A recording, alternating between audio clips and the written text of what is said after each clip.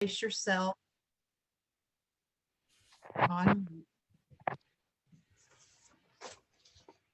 Okay, good evening, everyone, and welcome to another happy hour episode brought to you by NAAP. We are the National Association of Adoptees and Parents, where it is our mission to unify the adoption community and elevate our diverse voices by promoting dialogue, understanding, and healing through education, awareness, and connection. I'm Marcie Keithley, your host for the evening, along with fellow board member Beth Story in the Zoom room. Jennifer's out ill tonight. I guess our trip to LA and was just too much for her, but she's come down with a cold, so she won't be joining us tonight. I believe we also have Barbara Robertson is a board member. Barb, you want to wave and show everybody, say hello? I don't think David's with us this evening. But we do have, here she is. Hey, Barb. If you're attending for the very first time tonight, we want to welcome you, give you a warm welcome, and extend our personal appreciation for joining us tonight. And if you would please, if you are a first time attendee, just mention that in the chat bar so everybody else can say hello as well. Beth, could you pull up our disclaimer, please? Okay, this is a reminder that you do need to remain muted during the presentation. You can raise your virtual hand on the screen to be recognized. You can post questions and comments in the chat bar, and we'd be happy to answer those questions as we move through the presentation. This is a public meeting with no guarantee that information or identity is confidential. Portions of this event are recorded and shared on our YouTube channel. If you're experiencing a serious mental health event or suicidal thoughts, please contact a licensed professional or call the National Suicide Prevention Lifeline.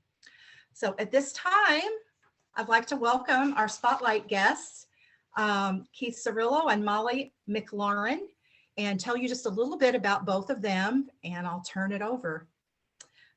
Keith is, well, we've all known Keith for quite some time. He is a loving father and late discovery adoptee in Reunion who enjoys connecting with his community. Keith currently works in the accounting field for a law firm and does volunteer work on the Emerging Leader Advisory Board for C.A.S.E, Center for Adoption Support and Education. Molly is a transracial twin adoptee and business owner. She's passionate about bringing people together, sharing her story, and helping others tell theirs. She does connecting work, hosts Adoptee Talk and other uplifting events, and offers life coaching through her company, Monarch Connections. When she is not working, she loves traveling and trying new food with her husband, meeting up with friends, and being outside. She is also a first-time mommy, joining the Boy Mom Club. Welcome, Keith and Molly, to Happy Hour. Thank you so much. Great to have both of you. Yes, thanks for having us. And actually, I'd like to start off this presentation with, as many of you know, tomorrow is what we call Adoptee Remembrance Day. It signifies lives that we have lost due to, circumstances directly related to our adoptions, whether it be death in the adoptive family itself, or whether it be someone had succumbed to addiction in some way, or suicide. So I have the We Matter shirt, made by Baby Be Brave, and I know Adoptee Remembrance Day, I believe, was started by Adoptees Connect. Pamela started that a couple years ago. So if we can, let's take maybe a minute of silence for those that we have lost.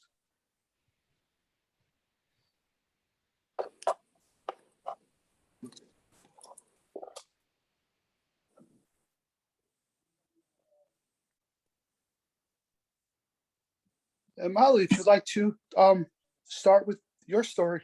Awesome. Thank you so much, Keith, for that moment of silence. It's very important to hold space for adoptees and for those who we've lost. So thank you again. And I'm going to share my screen. Thank you all for joining us tonight. I am a tad bit nervous because my technology might be a little bit off, but I'm going to try this PowerPoint thing. If it doesn't work, we'll just freestyle, but I'm so glad you're here. So just bear with me as I get this set up, and thank you again for being here.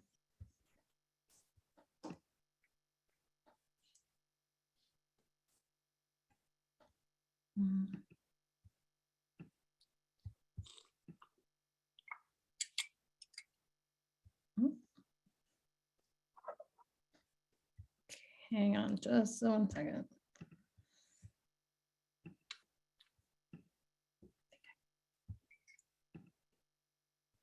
All right, I think this should work. Let's double check. I know how to talk. I'm less familiar with technology, so if we have to like ditch this, we'll ditch it, but I'm gonna give myself one more attempt to make this work. So bear with me, I'm sorry, but we'll get there. Share screen.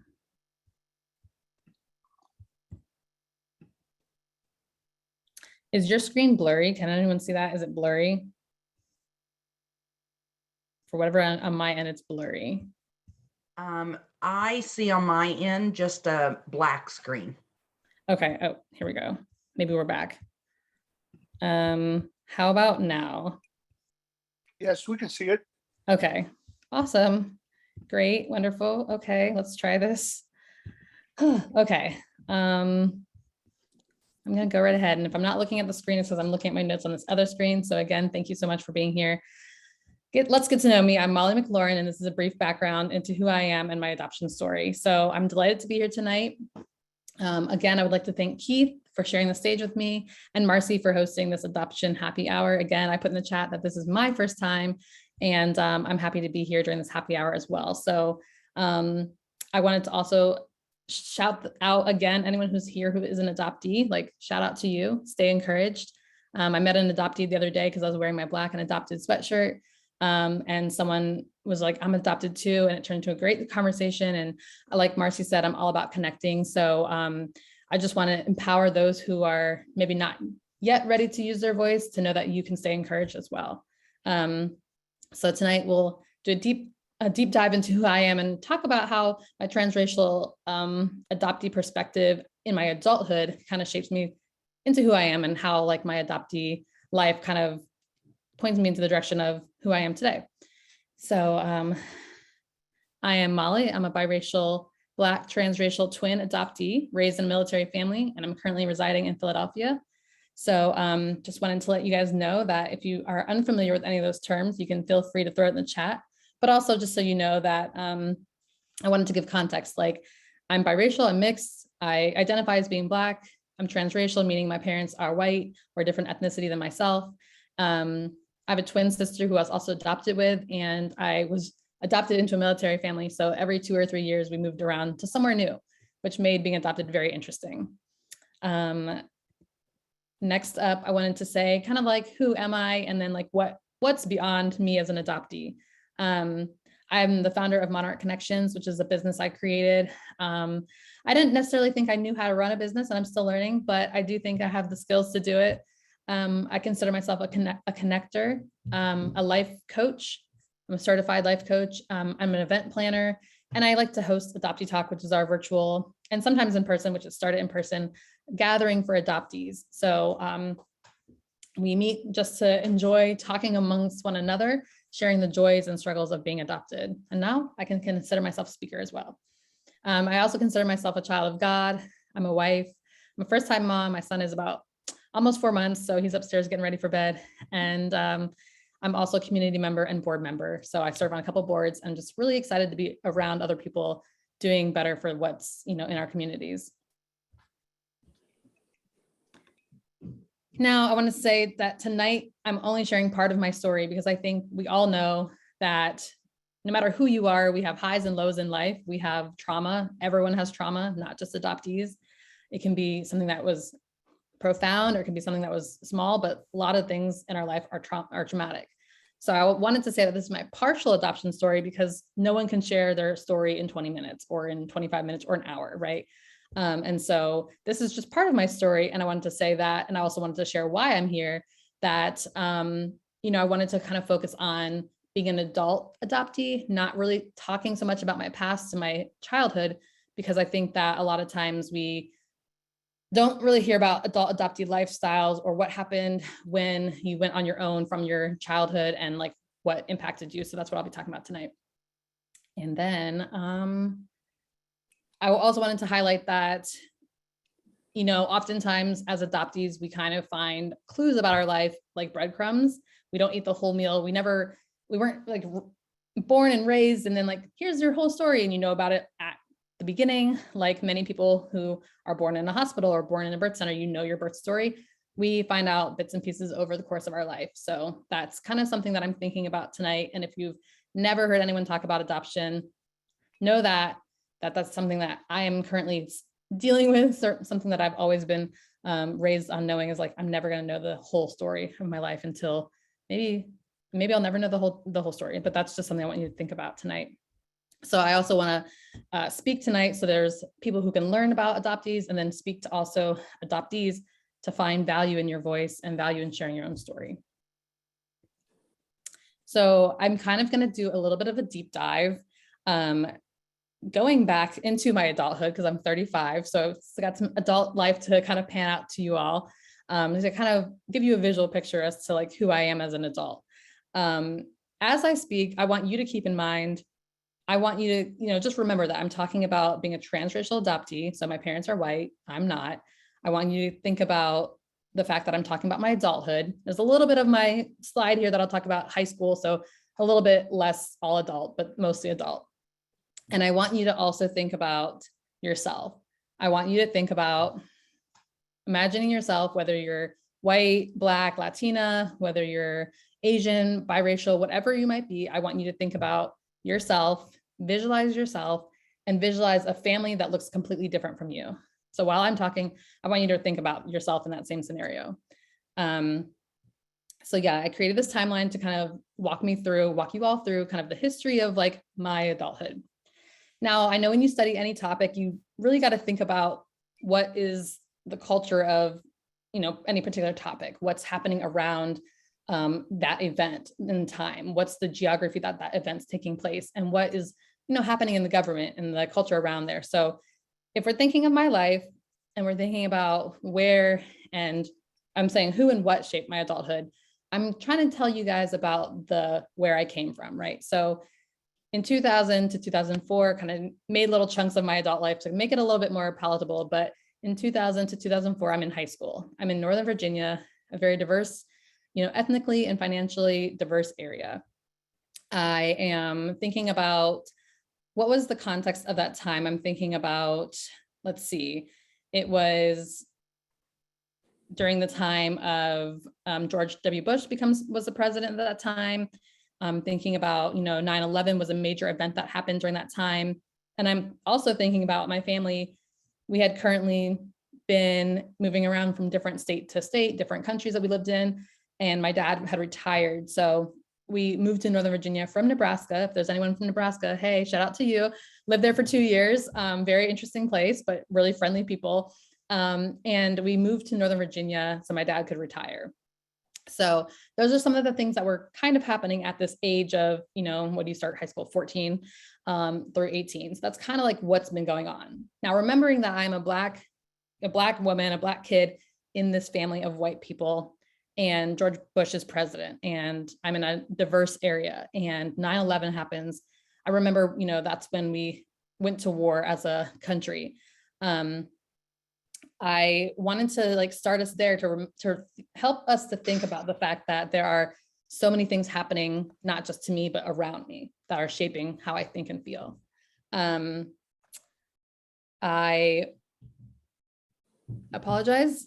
Sorry. I wanted to make sure that that's obvious. My parents were Republican, still are. And so they kind of assumed that I was too. I also kind of assumed, I must be Republican. I'm in this family. Why not? So in 2004, I graduated high school and I lived away from my parents for the first time. I actually went to college at George Mason, which was literally like a stone throw from my house. So I lived on campus. I was like, I need to have my own experience. I can't live at home and commute. No, no, no. I need to have my own experience. So I lived away from my parents for the first time. It was the most diverse school in the nation at the time. So I was around people of color, people from all around the world, which was beautiful to me. And something I was like, okay, now I can finally start to learn more about, you know, race and different people's ethnicities. Because at my home, my parents kind of taught the colorblind mentality, where it's like, we don't see color, we see you as a human, we love you first, you know, as a human, and your skin color doesn't define who you are, which is fine. Skin color doesn't have to define me. But when I moved to college, a lot of people had pride in who they were, what country they came from. And I was like, how come I didn't get to have this pride? So a lot of things that I started to kind of develop in a new set of eyes was because I was around other people who had different types of thinking and thoughts. I also wanted to highlight that, like, Barack Obama became, well, he won the election in, you know, 2008, and then eventually became president, right? So again, I'm having you picture yourself in a different world, because that's the way I had to live and operate. Like, okay, I like President Obama, but when I go home and visit my parents, I don't know if I can admit that, you know, because they're Republican and they think I'm Republican. They've made jokes before about people of color. So I don't know if I can admit anything, right? So this is what I'm kind of stirring in my brain and thinking about. So gonna keep going. 2008 through 2011, I gained an incredible new outlook on life based on my new knowledge. So I'm like a college student who thinks I know everything. I'm like, yeah, I got this. I can like take over the world, which I kind of did think at some points. I was, you know, I'm trying to recap in my mind, like, what were some of the things that were happening between 2004 and 2011, like in the world, right? There was like Hurricane Katrina, a major event. There was Kanye West saying George Bush hates Black people, which I didn't understand why he said that at the time. And as a person of color, I'm like, people are looking at me like, why don't you get that? So there's a lot for me to learn. I went down to New Orleans after the hurricane to do some relief work. And in this time, you know, a lot of technology is developing. We get the first iPhone in 2007. And I say that to say, like, social media wasn't really a thing yet, you know, somewhat, because Facebook was a thing for college students at the time, but really social media as it is today was not like a booming world of information yet. So after college, I moved to this city in New Jersey called Camden. Most people wouldn't move there. That's what they say. You know, most people would say I moved away from the city to have a better life. Most people would not move there because it's known for its high rate in crime and drugs, but it's also known for a lot of, I mean, it's not known, but when I moved there, it was known for like kind people, really amazing children, amazing families, incredible people. And so I'm like, what? Like, I really need people to see this. So I started to have these conversations with my parents. Hey, you know, I'm living in Camden, you know, I know you guys don't really support this, but like, I'm learning all these really new things, these really cool things. You know, I'm learning what I'm kind of seeing some things I learned in college, but they're kind of like shutting it down. Like, they don't really believe me. Oh, that's not really racism. Racism doesn't really exist. And I'm like, it actually does exist, you know, but they didn't really want to believe that, because I think in their mind, you know, colorblind mindset was the way to go. And it wasn't really like, it didn't really make sense in their mind to talk about race. For me, it was something I'd learned in college, like the rates of arrest rates that are different for Black and white people, and the injustices of institutionalized racism across like schools and housing and all those different things.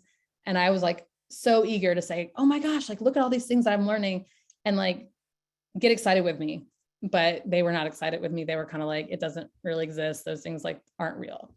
And so a lot of my adulthood, I'm kind of in this tension of learning new things, developing my own confidence, thinking for myself, and then also having this like teeter-totter of how to have a relationship with my white parents who think differently than I do, who don't believe the things that I say and the things that I witness. Like, I was witnessing racism, I was experiencing it, and they're like, that's not really true, it didn't happen. I'm like, okay. So it's like, how do I have this experience on one hand, and on the other, try to have a relationship with my parents that don't believe me? So in 2012 to 2014, I end up moving to Malawi, Africa. And I had spent 3 years in Camden. So during that time, there was a lot of conversations with people like, why don't my parents understand this? Why didn't I learn this growing up? Why, just really a lot of thinking and pondering, like kind of unpacking all of my life, and then deciding like what I really need to understand, what I really need to believe.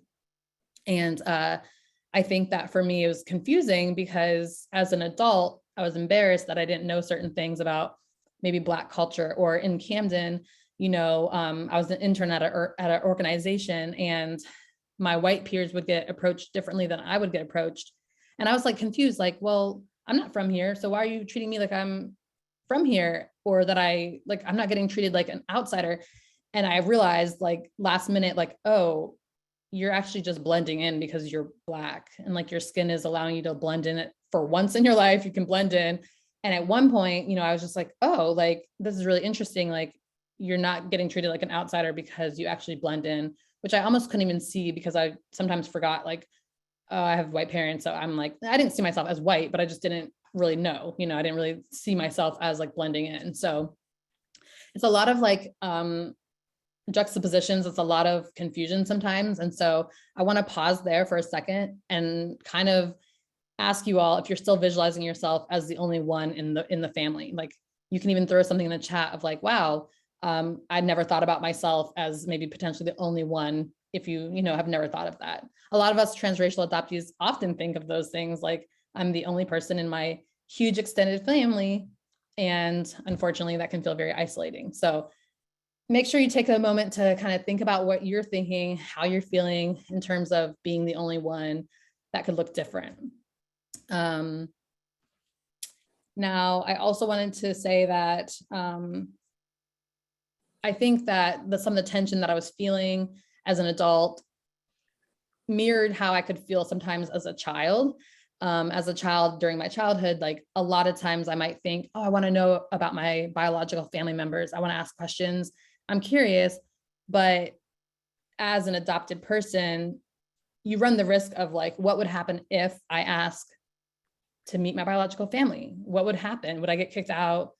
Would I, be shamed? And so I just kind of didn't ask those questions. And adoption never really, like, it came up in bits and pieces. And it really came up when my parents initiated conversation about it, which wasn't all that often.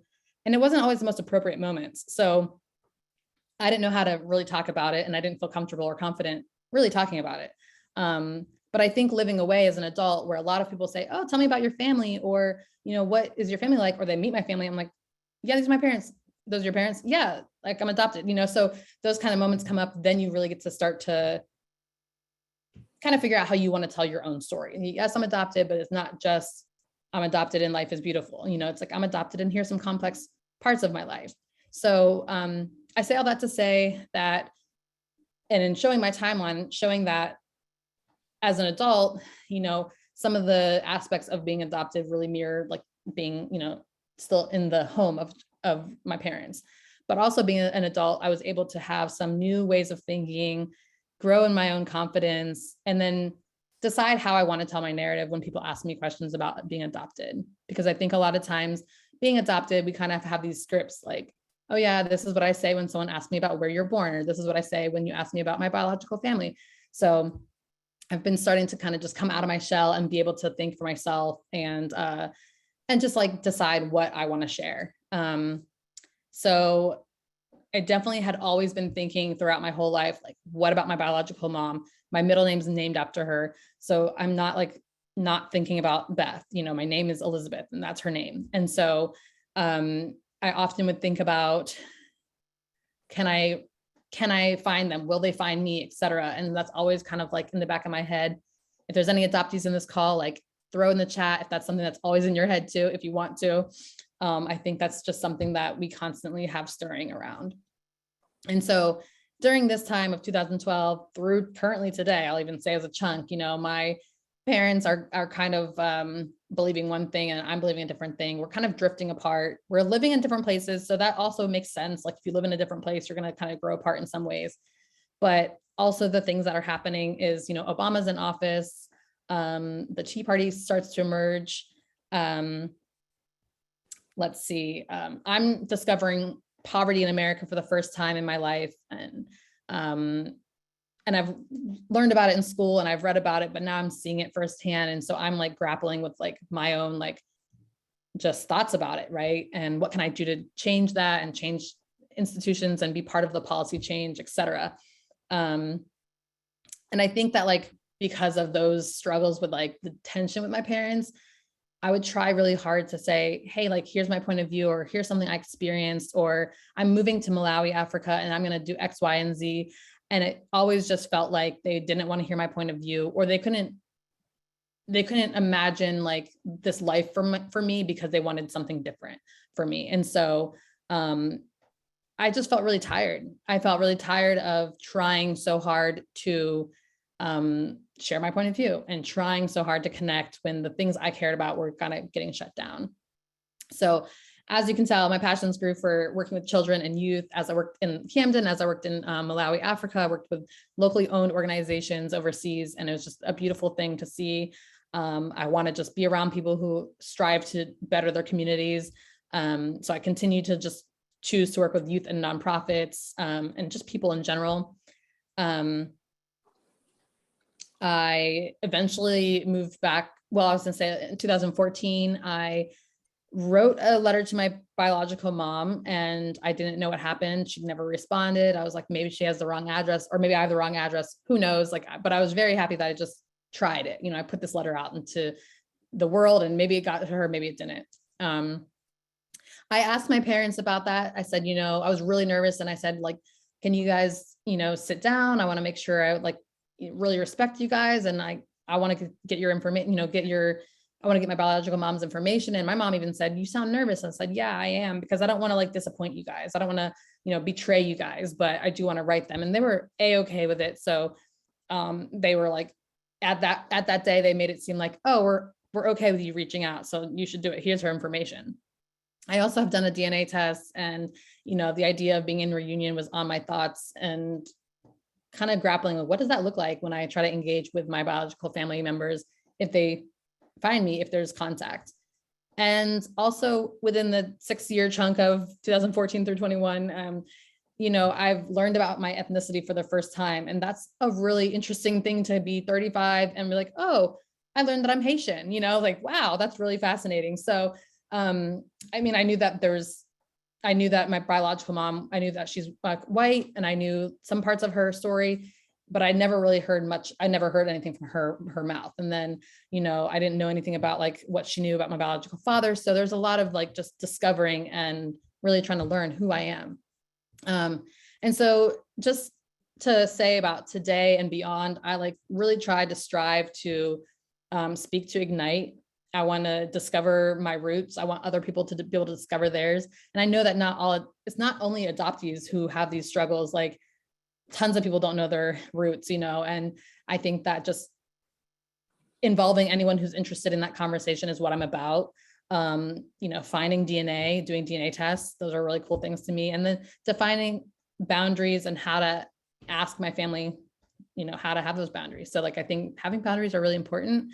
Not everyone's going to respect you on those boundaries, but if you are an adoptee or someone who's vocalizing some boundaries in your life, power to you, because we need them sometimes. And so in sharing all this, what can we take away? I know I'm a fast talker. I'm not trying to like talk too much, but I would want to say, what can we take away? No two stories are the same. You're going to hear Keith's story. We're very different, but he's awesome. So shout out to Keith. You imagined your life being different as I told my story. So you probably came up with some different scenarios while I was speaking. So just remembering that there's no two stories that are the same. If you are an adoptive parent or someone who's considering that, please, please, please keep having conversations with your adopted child, teen, whoever, adult. And if you have more than one adopted person in your family, please continue to have those conversations. If you're not a parent and you're a sibling or a grandparent and aunt, if you take nothing away from today, please just take this point away. Have conversations with the adopted person in your life, period. You know, it would be great. And the other thing I want you to take away is just that what you say matters, what you don't say matters, the context, the geography, and where you live and exist and where you raise your child, all that matters. So I would suggest that everyone who is adopting or has someone in their family that's adopted, do a frequent inventory of who and what you invite into your life and home. Look around your house. Do you have images of people of color? Do you listen to music that's not diverse? You know, is it just, this is the type of music I like, and it's matches my ethnicity, or do you have some diversity that's all throughout your house and all throughout your home? Because what you invite into your life is going to reflect how you interact with the people in your life. And if there's only one person of color in your family, they're going to feel ostracized if they don't have any connection to what you have in your home and life. So do a frequent inventory, whether it's every year, just what's in my house, who am I listening to, who's in my life, who am I speaking to? And so I just recommend that you do all that, so that way, you know, you might become a little uncomfortable, but the person in your life who's adopted and always feels uncomfortable will definitely feel more comfortable. So I say all this, and I've learned to take my life and all these experiences to share, to coach people, to empower different types of folks. And Monarch Connections is my main outlet for how I meet people and how I get people together and how we really talk about transformation. All this is all about transformation. My slogan is find what's missing, and you can find me at Monarch Connections on Instagram and monarch-connections.com to see the website and all the things that we do. It's for everyone. We host Adoptee Talk. We host unique events. That's my husband and I in the middle of with Spike Lee. I told him about being adopted. He's like, why is your name Molly? I'm like, because I have white parents. He didn't actually ask me, but I told him. And he was just like, okay, respect, you know, because it's hard to live with your name not really matching who you are. So I respect that. And then I also am a certified life coach, and I do life coaching and dating coaching. I just love helping people find what's missing, and I love getting everyone to connect. So thank you so much. I'd love to continue to stay connected. You can reach out for anything, even if you just want to have a new friend and you want to say hello. That's my email. That's my Instagram. You can take a picture, a screenshot. You can save it for later, and I would love to connect with you. Now, if you stay tuned and you listen to all of Keith's story and you hear the announcements, there's a special giveaway for you at the end. So please, please, please stay tuned. It will not work if you watch this later. You have to stay till the end. So thank you so much for hearing my partial story. And again, I really, really respect all you all for being here. Thank you so much. Thank you, Molly. Keith? Thanks. Hello, everybody. Yes, I'd like to start by also saying thanks to NAAP for having me. You know, it's really a special opportunity that we were given tonight. And actually to sort of like, you know, tag along Molly's wonderful story that she shared with us and how she took us through a journey into the mind, I feel. I think of this saying that a couple of people have told me in the community where they say, you know, adoptees, we don't have the luxury of small talk, you know, so, you know, yeah, you know, just like Molly could have, I could also talk for hours to even share partial bits of my story, but I'm going to just share part of it.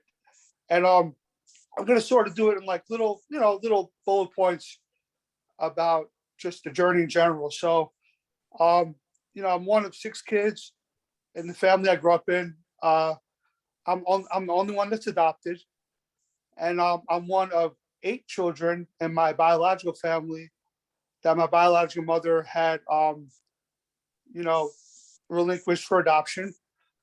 So I'm also a late discovery adoptee. I found out I was adopted when I was 33 years old. And on top of that, I'm also a transracial adoptee because I'm a different race than the family I grew up in. And it kind of doesn't make sense to a lot of people. How could you be late discovery and also of a different race than the family you grew up in? Because I don't really look much like them. But it's one of those things where if somebody doesn't mention it to you, you're never going to know. So, you know, I went most of my life without knowing about being adopted. Once I discovered it, you know, it opened up the whole world for me, you know, just, you know, finding new family, you know, connected with the adoption community, which has been such a blessing in my life. I also want to say that my whole journey, the good, the bad, and everything in between, has actually brought me closer to God, because in a sense, it's kind of like, okay, well, you know, I've had a lot of situations where trust has been broken, and people, you know, I couldn't always depend on them in certain ways because of, yeah, you know, trust being broken. But I always said, you know, my whole life I felt like I've been doing okay and doing well, and like I've been protected, and I knew it had to be one thing. There had to be a higher power, you know. But then also I recognize that God brings people into our lives for a reason, and I definitely say everybody who's been through my life has made an impact. And so I appreciate that fact. So yeah, a little bit more. I was, with all the children that my biological mother had. When I first came around, nobody really knew where any of them were. So I went on the search for them. It took a bunch of years with the help from the community and a couple other siblings who had found a couple of other ones. I found them all, so that was good. My biological father, he's been a great connection in my life, and there's a difference between relatives and family, right? Relatives are the people we're related to, but family are the people who are in your life and they choose to be in your life, and you really, really have a connection with. So I'm thankful that I had them, my biological father. I'm thankful I had that with other family members. Also, just some more information. So, my biological father had also adopted a son. He has a adopted son who's about 20 years old right now. It's just like a little different dynamic, in our family. And like I said, it's all family. So, and yeah, so there's just like really a message I always like to have with people. It's just like I just want people. The reason why I'm always sharing my story, and I just stay consistent and have been around this stuff for the past almost 10 years, is because I want people to see all phases of it. Like I want people to see the beginning of it. I want people to see what happens when you go into reunion, when you start discovering your identity, when it all falls apart in a way, because it oftentimes does. And then when you rebuild, the rebuilding part. And that's what I've been doing, rebuilding. So a little bit going back to childhood a little bit. So I remember I didn't know I was adopted, right? So, and I'm in a family who's a different biology than me. So there were like a lot of things in my life that I wanted to do, and I was on the course to do. For example, like let's say I wanted to play sports in high school, like football, baseball, other things like that, right? I had a stepfather growing up, and I always wanted to help him with projects. He would never let me.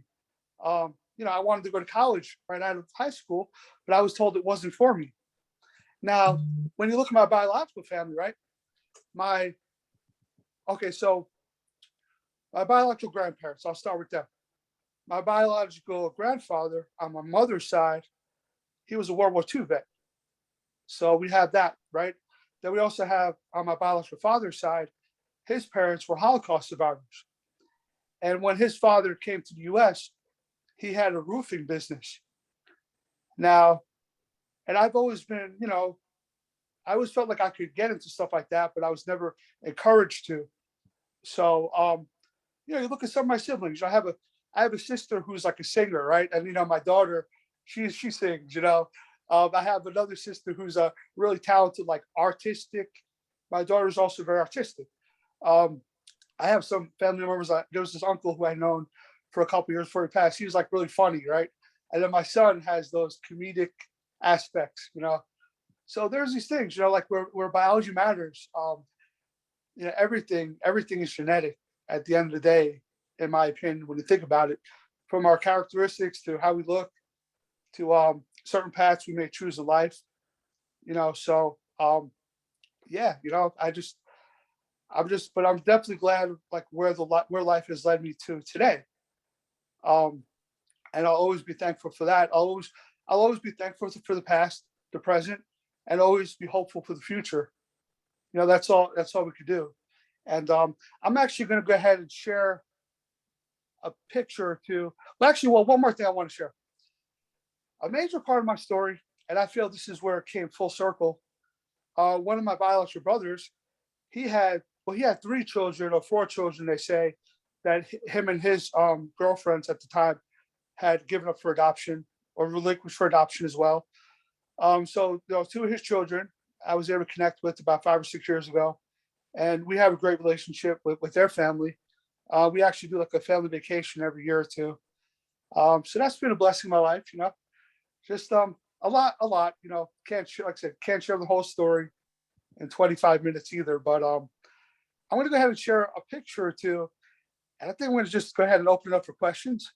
See if I could figure this out with the, what did I just do?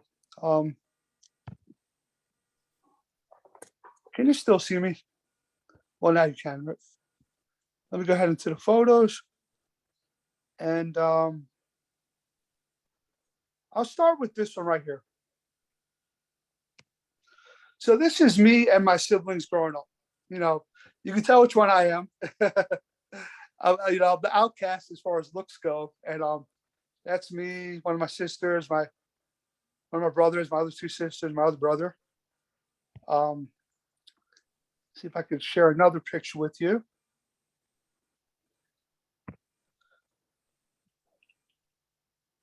This is me and my adopted mom when I graduated high school.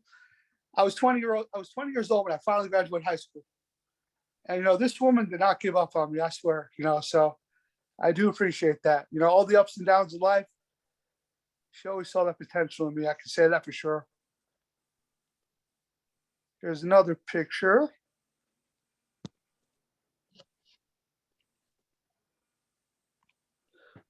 Now, this is me and my biological father. He's on this call tonight. He actually owns a moving company, so I had the great opportunity of helping him do a moving job one time, which was pretty awesome. And I hope I'm still as strong as he is when I'm his young age. So yeah, just like, hey, I just appreciate everybody having us here tonight. And yeah, it was just great to present with Molly tonight, and I'm thankful for NAAP and just the adoption community as a whole. I think people have known me for years, have known what this community means to me, and I'm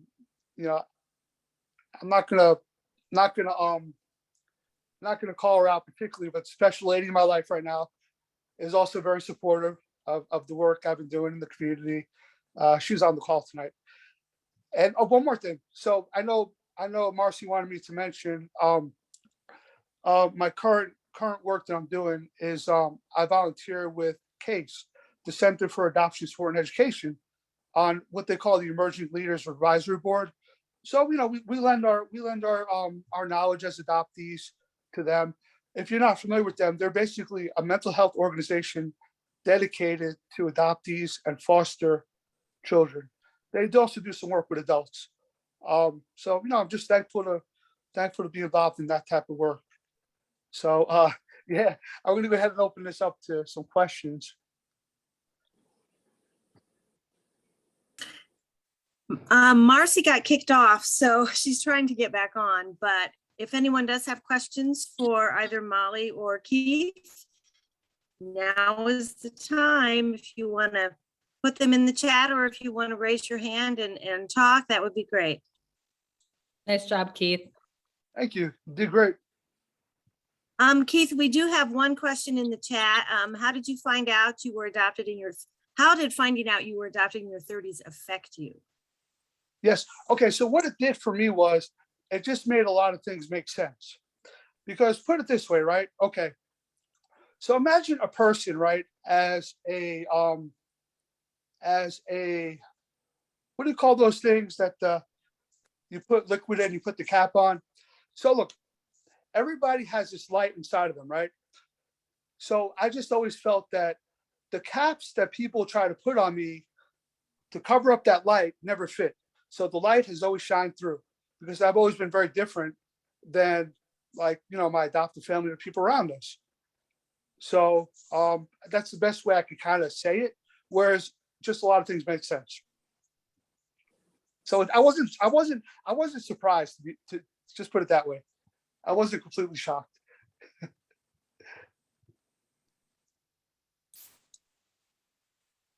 Anyone else have a question? Lori has a raised hand. Do you want to go ahead, Lori? Molly, this is a question for you. Your twin, Mm-hmm. does how does she feel about her adoption? We've had twins, we've heard from twins before, and one is more in tune with it, the other isn't, and they are both in tune. Yeah, I mean, I can't speak for her because I'm not her, but I think, like, you know, growing up, I feel like it's funny because growing up, she always spoke for me, because I just was super shy and didn't like to talk, and I whisper in her ear, and then she'd speak for me because I couldn't speak to people. And I, you know, needed that. I appreciated that. I think, like, something I can say to our story as twins who were adopted together is that, you know, I felt like we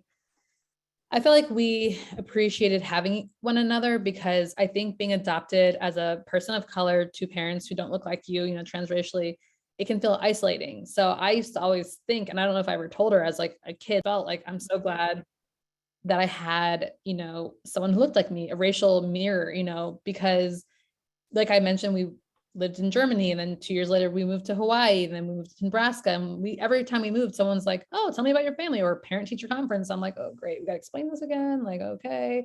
And like it's kind of embarrassing, and it's kind of like, you know. And so it's one of those things, like, my parents were the parents who were like, you can invite your friends over, and it's like, great, no problem. But then it's like, okay, you're gonna find out real quick that, like, you know.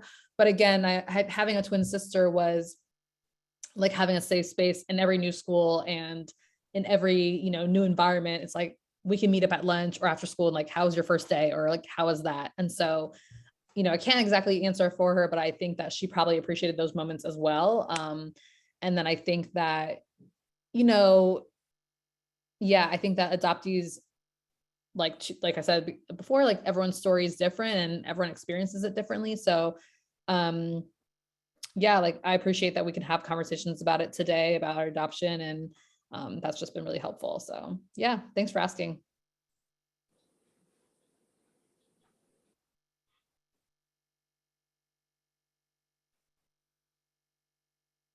I'll go ahead and share something else that I failed to share when I was sharing my story. Yeah. So my biological mother had passed before I found her.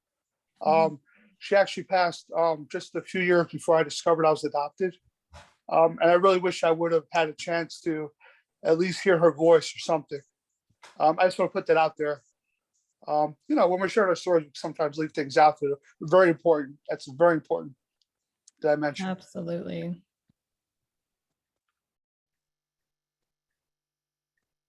Marcie, welcome back. Sorry about that. I had an internet blooper, and then it just knocked me off and made me re-sign back in. So sorry about that, guys. Are we asking questions now? Yep. We are. Oh, Nicole Shaw, you have your hand raised. You want to go ahead and ask your question? And welcome. Hey So glad guys. you're here. I know, I finally got to get on here. I love both of you guys so much.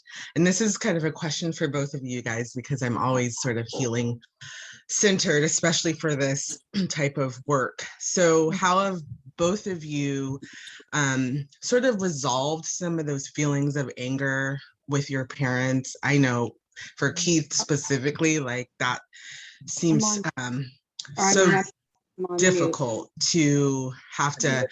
Yes. And it sounds like you still have a relationship with your adoptive family. So what were some of the ways that you guys were able to resolve that lie, because that is a lie? And also to Molly, kind of the same question, like, the work that we do as adoptees is so deep and it's so deeply painful to release that. So just wanting some of your tips and tricks on how to heal some of that really deep wounding, and also how to repair some of those relationships if there were ones that you did repair. So that's for both of you. Yeah, sure. I mean, I'll go ahead and share. So I was just very upfront and honest with everything. Because, you know, even though there was, let's say, this honesty with them sharing my story with me, I was very honest with them about how I felt about everything. So like, when I first discovered I was adopted, I remember I went right to my mom's house and just like hung out with them for a few days and just talked about it. And I told her, I said I had the right to know. And she said, well, she didn't know how to tell me and all this other stuff. And I asked her when she was going to tell me. She said she would never planned on telling me. And then I went on this, like, I did go on this, like, I think it was actually anger that fueled me to go ahead and find everybody in my family. Although it ended up being more of a healing blessing for me. So that actually helped to heal me, in a sense. And then after a while, like, even on Facebook, I would talk about my story all the time.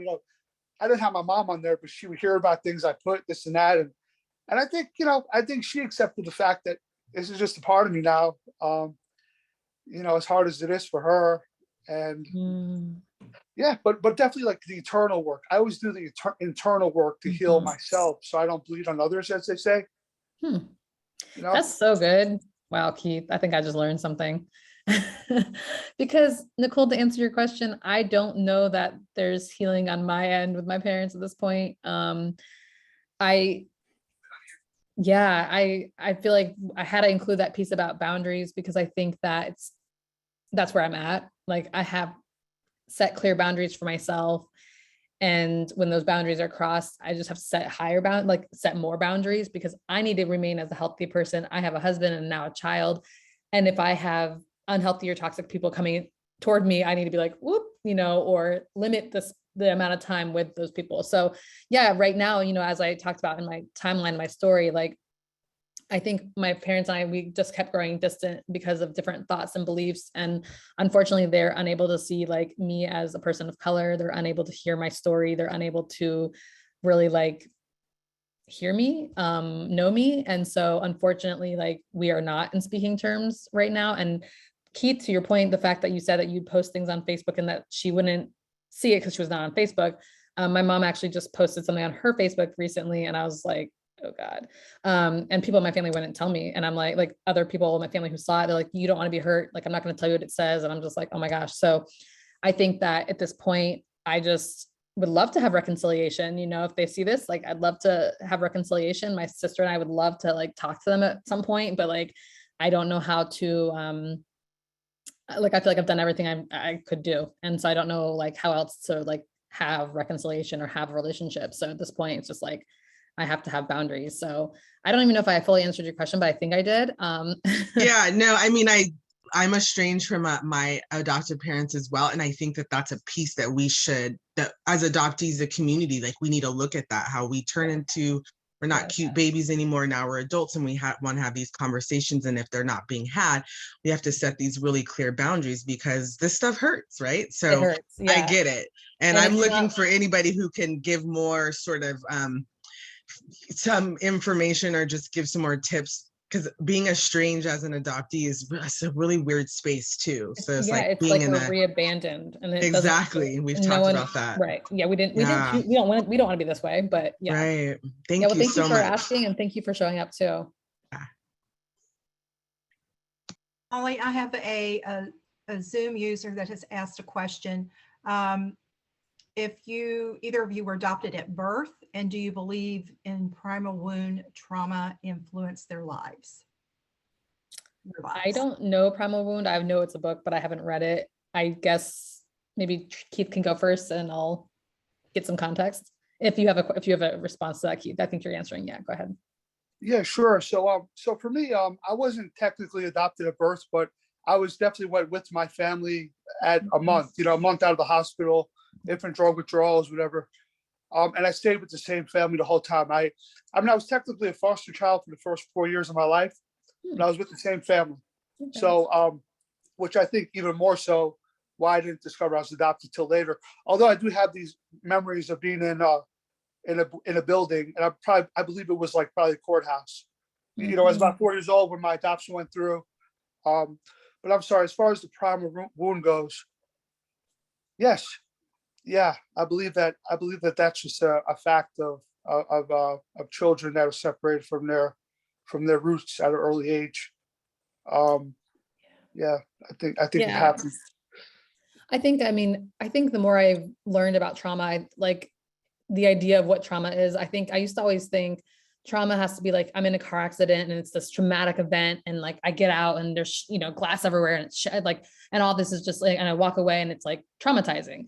But when I first met my husband, like he's really, you know, he works with this kind of, you know, this kind of work in his professional life. And he was like, trauma can be like anything, you know, it could be being adopted. And I'm like, oh, really? Like, I don't have any negative memory from that. You know, he's like, just you know, just being separated from a family is trauma. And I'm like, oh, okay. It's like, so hearing that, like what, 6 years ago, I was like, oh, okay, I guess I have trauma, you know?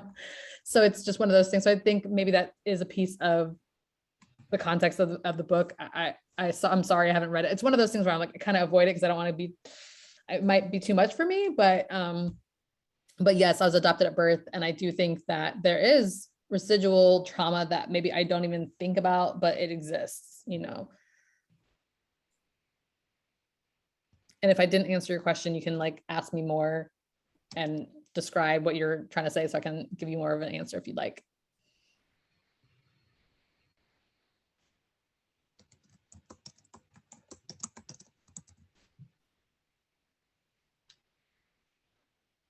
There's another question in here that says, Keith, how did you discover the adoptee support community? It's in the chat. Okay, sure. Yeah. I can tell you exactly how that happened. when I was trying to figure out if I was adopted or not. So let me go. I guess I could share a little bit more of the story. So at 25 years old, my daughter's first birthday party, a cousin told me they just found out about me. They found out I was adopted. I was like, okay, whatever. I was like, oh, it might be true. So I asked everybody in my family. They all denied it, this and that. About 5, 6, 7, 8 years later, when I was 33, I thought about it again. I decided to research it. I started doing some research online. Actually, I had the help of somebody at my job. So I worked at a law firm. They helped me, uncover some stuff. But also, what I did was I went to this New York adoptees group on Yahoo. And I started talking to people on there about how do you find out if you're adopted. I was born in New York. They told me to do the adoption registry. My biological father was registered also. So that's what actually would open everything up. That's how I discovered it. But from there, I connected with a few people on there.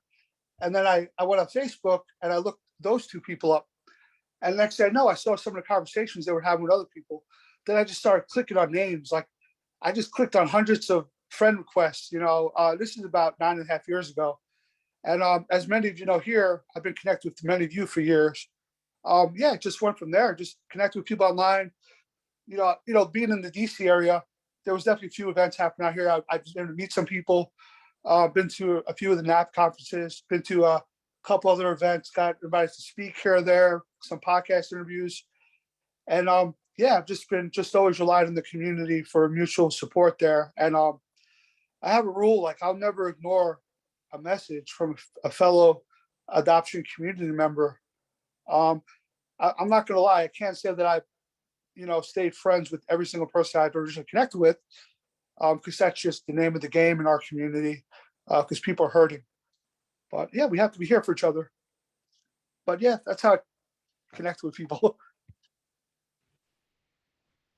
Keith, do you remember your first connection in the adoption community? Who that was with? Yes, Joan.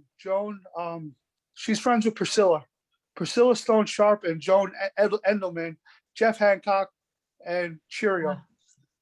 First mom. Yeah, Cirillo. Oh yeah, those are the first. And then I connected with people like Rock Wilk and Jasenia and Zara. Those of us in the community, we know it's like almost like these people are almost like celebrities in a sense, but that's not what they are. They're more than that. These people that have been consistent and stay. That's what builds these bonds in our community. Absolutely. Susan asked a question. Have either of you had any therapy for trauma or EDM therapy? No to EDM therapy, but I just go to therapy and talk about, all things life and adoption because, it's intertwined. I think for me, it was important for me to have a black female and Christian therapist. And I found one, which is very hard to find. She's expensive, but she's worth it. And it was important for me to find her because I'd had therapists before, but I felt uncomfortable saying like my white parents this, and I feel like I'm just complaining about white people, which is actually not what I'm doing. It's just that I've been hurt by a specific group of white people. I like white people.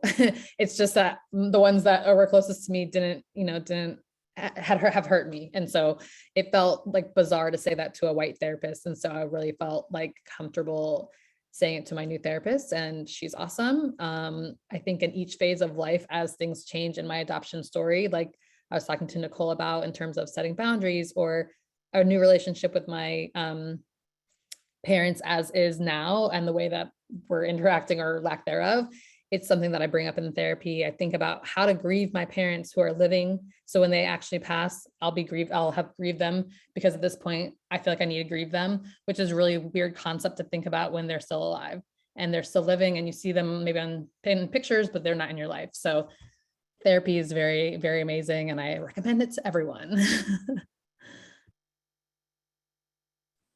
So yes, I have dabbled in therapy a little bit. I've talked to a couple therapists over the years. I'll never forget when I first found out about being adopted. I was talking to this one therapist. The first thing this lady said to me, she said, "Well, your family loved you, didn't they?"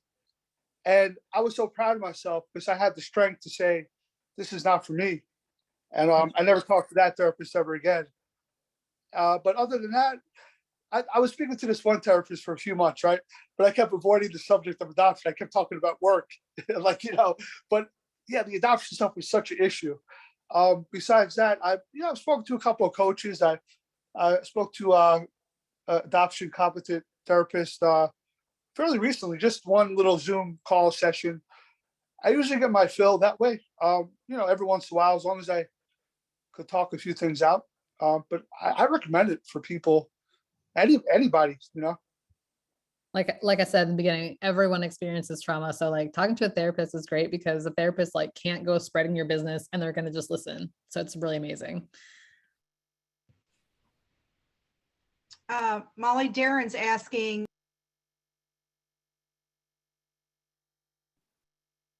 Oh no, you muted yourself, so I couldn't hear the question. I'm sorry. I think we lost her. He asked, how is your reunion with your biological families now?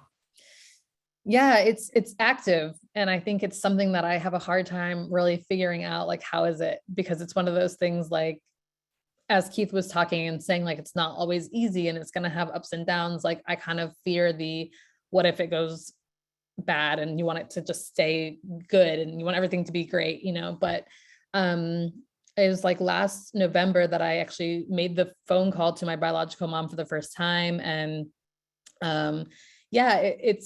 it's a lot of emotions, because it's like, I've never met her, but I'm talking to her on the phone. And then how do I engage? What's my next plan of action and things like that. And so I think it's a complicated topic, because it's like, I know that if I'm in reunion, it's going to impact my husband and my immediate family. It's going to impact like everyone. And so it's always a little strange for me to think about how, my interacting with anyone who I've connected to. And recently now my biological father and a half brother that I didn't know existed. And so it's really cool. It's exciting. My biological father actually didn't even know that my sister and I existed, because I don't think that it wasn't like a marriage situation or anything like that. So he just didn't know that he had created children. So he's really amazing. He's really funny and really nice. And like his son is the one who connected to my sister and everyone. So it's like really been an incredible, confusing, awesome, like I don't have the word for it, but that's how a reunion is. And so Darren, thanks for asking. I think it's one of those things that, there's no roadmap for it. And there's something I'll be talking about next month about just like being in reunion, the complexities of it all. But it's something that's like, there's no roadmap. I wish there was like a step-by-step chart on what to do, but there isn't. So good question. Yeah. So, as far as I go, there are some relationships that have been great. I've learned something from everybody in my family that I've connected with. And I'll say this, for the purposes of speaking like this, I do refer to people as either adoptive or biological, but it's only for reference. To be honest, I've come to a point in my life where I'm like, either you're in my life, you're not, as far as family goes. Mm-hmm. So anybody who has that title legally or by blood, counts, means something to me. But yeah, I went through all the phases. I went through the show and tell phase where, you go to a house and there's 50 people there and they all want to meet you, you know what I'm saying? And then, after that, some of them never talk to you again, or some of them want to know more, some of them get close, some of them stick around and get to know you more.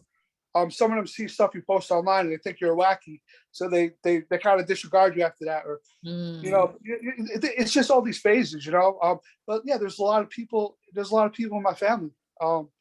So you know, yeah, after 9 years, I'm thankful to have great connections with at least a few of them. Yeah, that's incredible.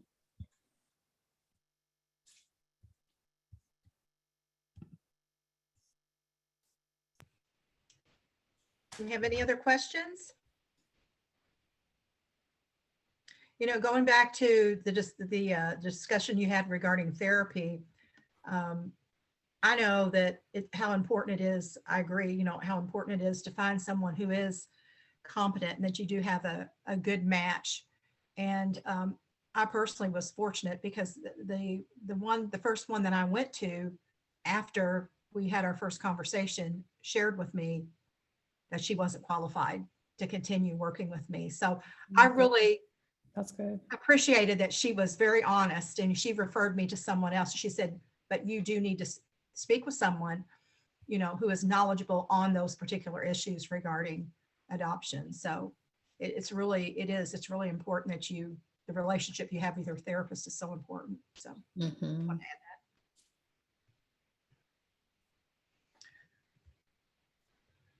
Anything else? Go ahead, Keith. I just like to acknowledge something. I am very aware that, like, you know, a lot of the language that we use in the community is always there's a lot of gray areas, but like, yeah, like I just want to know, like, when I refer to anybody in the family in any particular way, it's only because, you know, just speaking, and so I hope nobody looks too deeply into that. Oh, sure. You know, bio and this and that. You know, I know how it is, but. It's good to make distinctions, because when you're saying, oh, my dad, it's like, well, which dad are you talking about? So it's all good.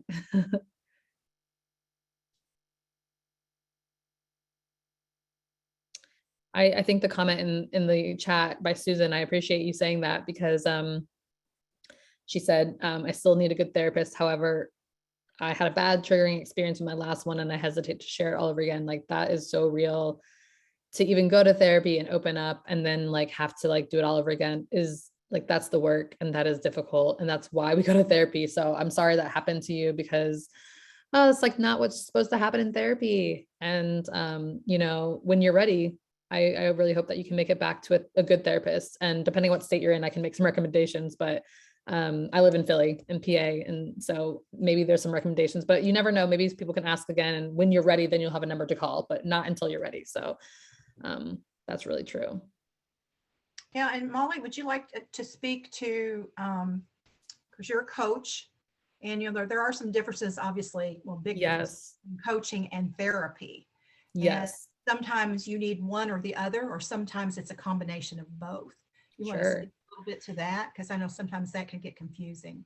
Yes, I agree. I always say in my coaching, first consultation call, said, hey, coaching and therapy is different. Like, a therapist really works with like your past work, with your past, your trauma and a lot of your feelings and emotions. And a coach, the way that, I was trained in my coaching certification, is just like a coach will work with you from today moving forward. So a lot of it is like, do you have a goal that you want to accomplish? Do you want to talk through a certain thing and move forward? And so obviously in coaching, you're going to still talk about, well, this one time I did this, or this one time this experience led me to that, but it's not so much the emotional aspect of it all. And also, like, yeah, I agree. I have several clients who have said, oh, I'm in therapy and I come here, and I'm like, that's wonderful, because I'm not a therapist and there's no way I can be out here giving you recommendations and advice. It's not even really advice giving, it's listening and partnering with your client and helping the client to explore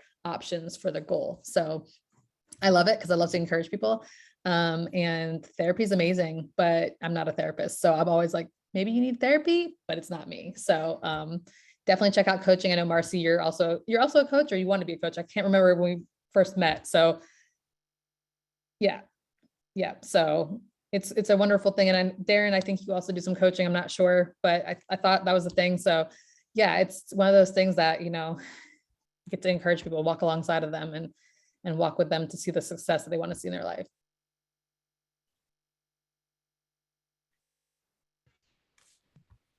Okay.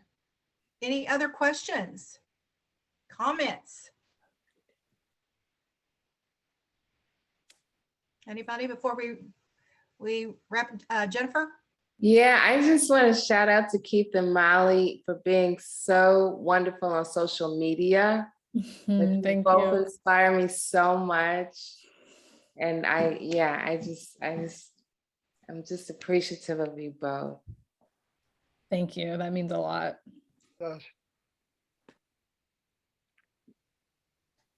And you do some nice work out there too, Jennifer. Yeah.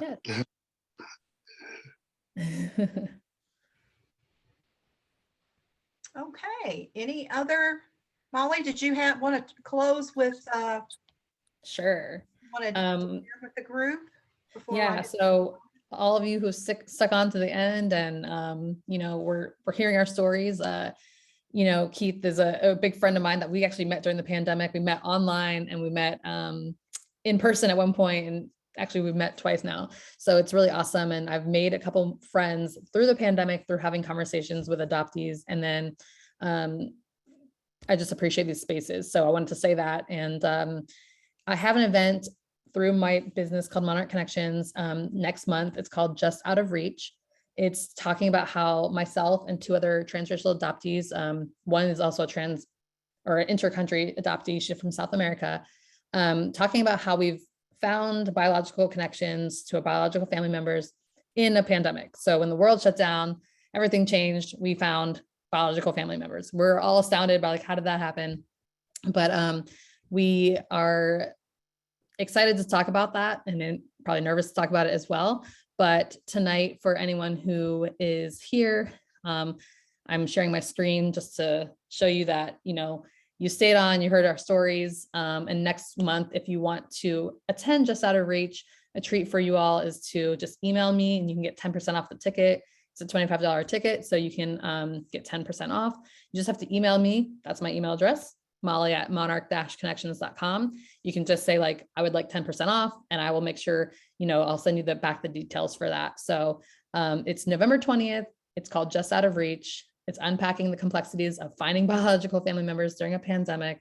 And it's going to be a really great kind of storytelling and panel discussion. So if you want, you can, whatever, as long as you message me, as long as you email me through Saturday night, you can get your ticket. You have to just you have to respond to the email by Sunday so I can get it all organized and everything like that. So I'm really excited to extend this offer to you all. Marcie is amazing, inviting me to this event, Keith to share the stage with me.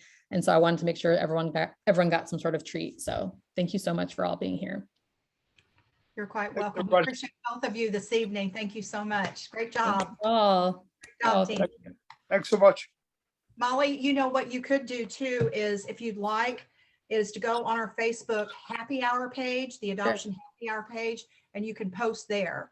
And for those of you that don't follow us, please make sure you do go over on Facebook on the happy hour Facebook page, like us, join us. Yeah. And yeah, I would like for if you could post that link there, that would be great. David's not here. David Bowl isn't here this evening, but I did want to go ahead as well and mention that his upcoming Adoptee Paths to Recovery, his virtual meeting is Tuesday, November 2nd at 8:30 p.m. Eastern Standard Time. That's also on the happy hour page as well. So we look forward to that. And then let's talk about, Beth, are you ready for me? We've got, I want to talk about our next week's guest. Okay, we're going to be meeting Susan DeVan Harna, and she is a member of the Salish, and I know I'm going to butcher this, I'm so sorry, Kootenai tribe. She is a cultural anthropologist and adoptee and author of multiple award-winning book, Bitter Root. She's written and presented extensively about American Indian assimilation policies, including child placement, both nationally and internationally. So we're really excited to chat with her next Friday. So definitely mark your calendars to meet Susan. She's done an excellent TEDx talk. If you've got some time, check it out. It was very informative. So she'll be joining us next Friday for happy hour. And then I wanted to also, anyone that's with us this evening that purchased a virtual ticket to our conference in September, Beth got those links. We finally got the links back from our virtual presenter. And I believe Beth, an email went out today to the virtual attendees. So yeah, Lori's shaking her head yes. So we appreciate your patience on that. Doing a hybrid was a little bit of a challenge for us. But we did want to bring you as much content as possible for those that weren't able to travel to Indianapolis. So I wanted to inform you of that. And then also just briefly, just to let you know that Jennifer and I just got back from LA. We joined and there's some of the moms and adoptees that are here this evening for the Cub retreat in Marina del Rey. They celebrated their 45th anniversary. That organization, Concerned United Birth Parents, has been around since 1976. And I believe, if my memory serves me, there were moms there. We had 4 over 80 years of age, 80 years old. So they came in their walkers and with their canes from all over the nation. And it was just, what an amazing 2 days to spend with these women and also adoptees from across the nation. It was just mind-blowing. So we just got back from that. So I wanted to share that with you as well. Okay, anybody have any closing comments or question? Erica, you snuck in at the end. Good to see you, girl. Always full of energy. But yeah, I appreciate both Molly and Keith coming on and joining us this evening. Again, for all you first-time attendees, thank you for joining us. We're here every Friday night at 7 p.m. Eastern Standard Time. And we look forward to seeing all of you again next week. Thank you so much. Thank you. Good night, everyone. Goodbye. Good night. Bye. Happy Halloween. Be safe. Yep, Good take night. care. Thank you.